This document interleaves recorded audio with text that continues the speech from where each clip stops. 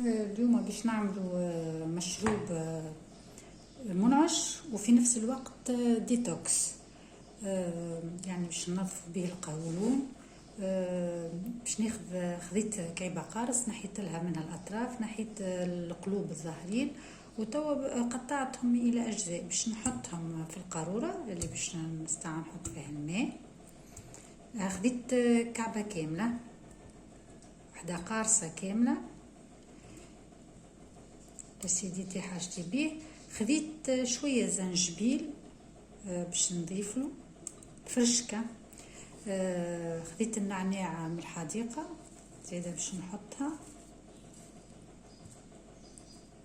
وهنا مازال كان باش نزيد الماء معدني باش نضيفه.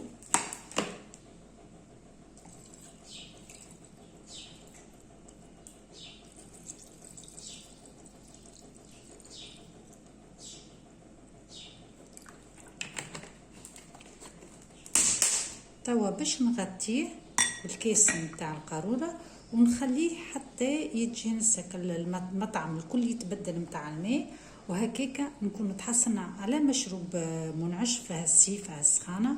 انا نفضل تستعملوا ماء يعني في حرارة عادية، يعني ماهوش بارد من الفريجيدير، لخاطر قد ما يكون عادي الماء هو اللي ينظف خير، يعني ينظف احسن من ماء كي يبدا بارد. الماء بارد راهو كي تشربه باش يزيد يقلق المعدة اكثر.